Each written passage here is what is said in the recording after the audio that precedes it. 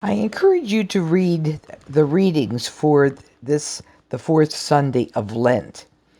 1 Samuel 16, 1 to 13, Ephesians 5, 8 to 14, and John 9, 1 to 41.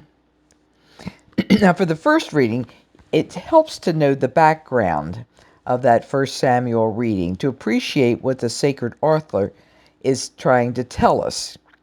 This event takes place in the late 11th century before Christ, while Saul, a rather unstable king, is on the Jewish throne.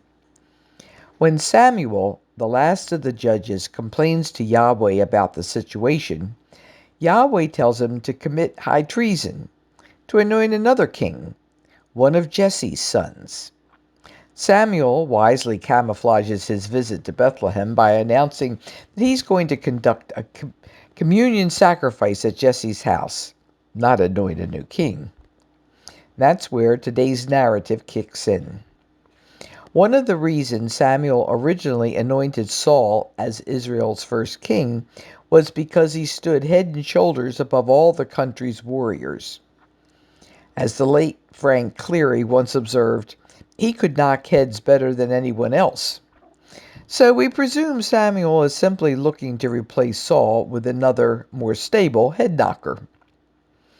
When none of Jesse's 7 sons proves to be the king Yahweh wants, Samuel bribes the protesting father to bring in the runt of the litter who's out watching the family flock.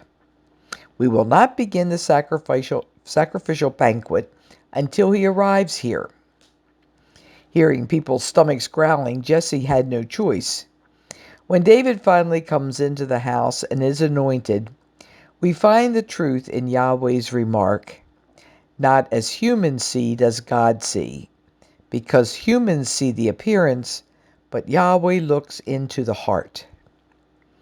The sacred author is telling us not to trust our eyes. We only see correctly what God's Spirit leads us to see, a spirit which always expects us to go deeper than appearance. That seems to be why the Pauline disciple responsible for the letter to the Ephesians creates a powerful contrast between light and darkness. You were once in darkness, he reminds his community, but now you are light in the Lord. Then, quoting what seems to have been an early Christian baptismal hymn, he pens the memorable words, "Awake, O sleeper, and arise from the dead, and Christ will give you light." Only through the risen Jesus' Spirit are we able to see what others never seem to notice. This is the same theme behind John's well-known narrative of the blind beggar.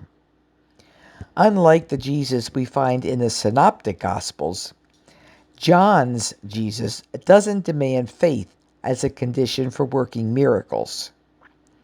For the fourth evangelist, faith only comes after the miracle, not before.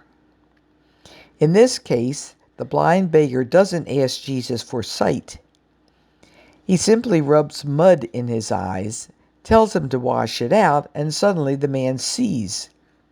At that point, he also begins to see Jesus with the light of faith, gradually.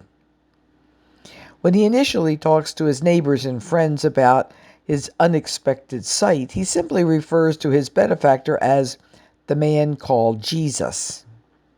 Later, when Jewish leaders interrogate him about the event, he dares to go one step further. He is a prophet, he proclaims. Finally, toward the end of the reading, he worshipped him.